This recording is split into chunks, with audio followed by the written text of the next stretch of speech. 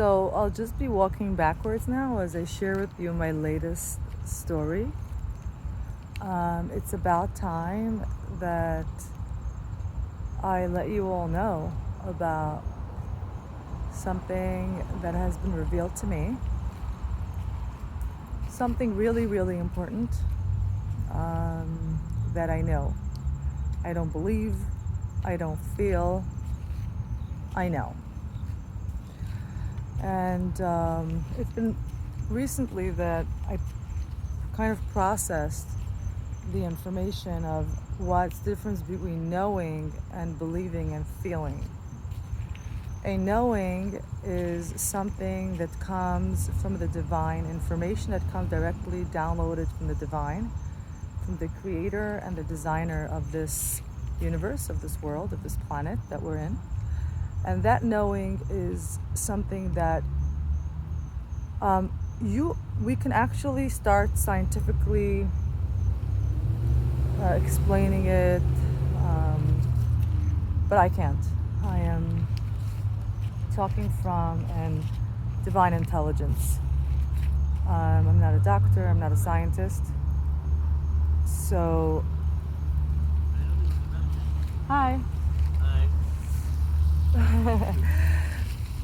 That being said,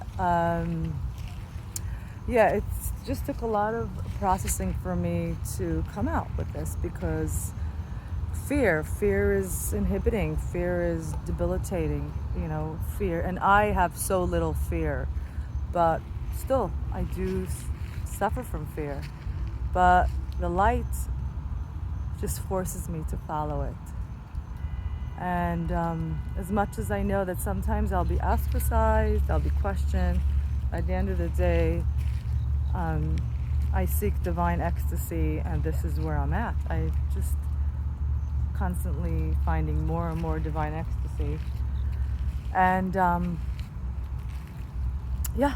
that's my ultimate mission, to heal, to spread the universal consciousness and awareness of who we are, why we're here, to ultimately bring people to a point of not doing this game repeatedly for no good reason. All right, so giving you a little bit of my background, I've come from a Hasidic home, a beautiful lineage. I come from a really healthy, when I say healthy, I mean to say like a healthy home, with morals, loyalty, and again, compared to, everything's comparative. And coming from a Hasidic home, my father's a rabbi, my mother's a rebbitzin, and one of the things we were taught, and it was so strong, the teaching, that I kind of like knew it. I didn't need any more. It was stronger than any teaching that we've gotten. And I'm not saying this to spread any hatred. Oh no, God forbid. That's actually the opposite, because we all share that conditioning, and this is about undoing that conditioning. So one of the things we learned is that Jesus Christ is terrible. I don't want to say any more about that. And I believed it. As much as I believed everything else, I've actually I have my degrees in Jewish theology, and I've taught for 15 years in the Jewish modern Orthodox and Orthodox schools. Really profound books. I taught one of the most profound books, and I still admire a lot of the books. But one of the teachings, not in the books, but teachings they've taught us, is that Jesus is terrible. Jesus, don't touch that. That's no. And I never touched it. I didn't touch it, and I was actually not even curious to know about it, because it wasn't taught. Like, he was just a figure that was just terrible, rebellious, and brought other people down. And and as soon as I left the Hasidic community, interestingly enough, when I was kind of I leaned towards atheism, started reading Alan Watts and Sam Harris and a lot of stuff like that. Really still my inspiration, but I've moved on. I've had a Messianic Jewish, two figures, a rabbi and a rebbetzin, constantly reach out to me, and their synagogue was my first synagogue that I have been exposed to, and I remember feeling so guilty even once I left for going to a Messianic synagogue that is going against everything I've ever learned. And I told myself, Pearl, like, if you want to go, if you're not Hasidic or religious, why do you need to like go against everything? Is that like, where's it coming from? Because I always question myself. The Mabat HaEmet, they call it in Hebrew, in biblical terms. And that's very important, knowing the truth, that nothing is just coming from a conditioned, rebellious mindset. And, I remember being there and just being inspired by all forms of humanity coming to this Messianic, but it was just, Jesus was never a subject. It wasn't even like, don't even talk to me about it. But these rabbi and rebbetzin never spoke about coming to Jesus or any of that. Just come. And it's been years that they've been so inviting and so loving. I'm going to share their name, Marlene Rosenberg. Marlene and Jan Rosenberg truly have been an inspiration in my journey. But once again, it's not from Jesus. Jesus was just, keep me out of that. Don't get me in there. And that was an ongoing thing. And I had no connections with Jesus at all. In fact, I just was like, okay, I left one religion. If I go back anywhere, I'll go back to my own people. And, it was just like an attachment, And to make a very long story short, I have been abandoned and betrayed by the father of my last baby, and left in a place where I had nothing left for me. One day I found myself homeless with 5 children. This is after a custody battle of the first one, which took 8 years and $1 million. I suddenly find myself in a place even worse than before because I just gave birth. Hormonal, body's weak, and with nothing. My bank account was cleaned out. Everything was cleaned out. And I'm I'm always going to remember that night. There was nothing at all. And there was no family. There was no one to look up to. There was 5 children in my heartbeat. And I just went into my car, which was my safety zone, and just began crying. And I didn't know what to do with my life. I said, what's up? Like, do this again? And even worse, this is embarrassing. I've done it with a religious guy. Now it's a not religious guy who completely betrayed and abandoned me, and everybody's going to judge me. How can you trust somebody again? And all these guilty feelings that are unnecessary that I don't have anymore. Thankful for that. And as I'm sitting in the car contemplating, I don't even want to say what.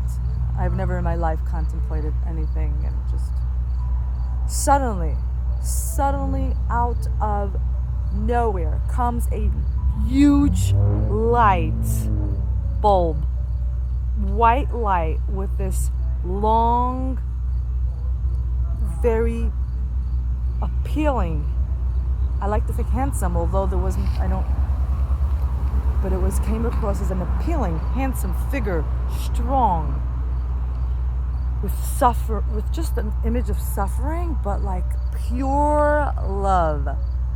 And it was Jesus Christ. And I have no idea what Jesus Christ looks like, and I had no association. In fact, I had the opposite. And I had no even desire to know who He was. No desire at all. Maybe unconscious. I don't know. But as far as I'm concerned, I had no interest. And this light,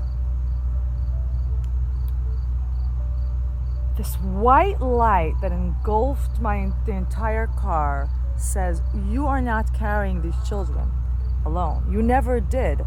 I am holding them for you along with other spirits. You're never alone. Pearl, you're never alone. And this feeling of love engulfed me, and that was it. I didn't need more. I didn't need more to continue till today. I didn't need more. This light, this pure love, and it was Jesus Christ. When there's a knowing, there's a knowing. I can't explain it until you experience it. That's where faith comes in. And I'm not an advocate of faith because I had to go through all this in order to know the truth. But I merited it. Because I was in the truth. I was in the light. I was always following the light. That's why I left my last relationship. Because it wasn't light. I had to exit it. It was easier to stay. And that was my first revelation of Jesus Christ. I have seen him. He's revealed himself to me a few times, but never that strong. And there is a knowing that is stronger than any knowledge and any belief that will ever happen on this planet or universe.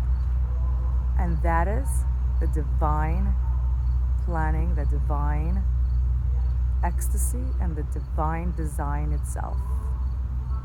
And it is our obligation to do what it takes to awaken the universal consciousness. And I am here. This is only what I'm sharing with you right now is just the beginning of a very long, amazing, painful, ecstatic, pleasurable, orgasmic, revealing, liberating,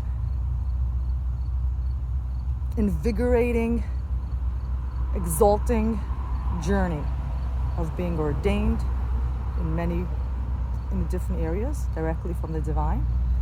And as difficult as it is for me to share the story, I pray that the words of my heart enter your heart and nowhere else.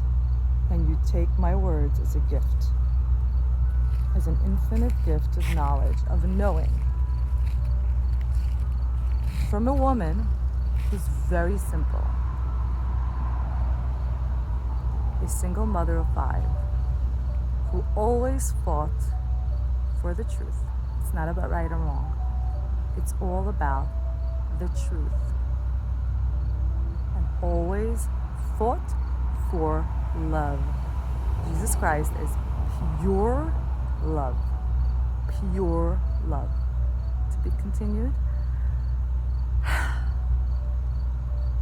Tomorrow's Friday. Shabbat Shalom. Beautiful weekend. I love you all.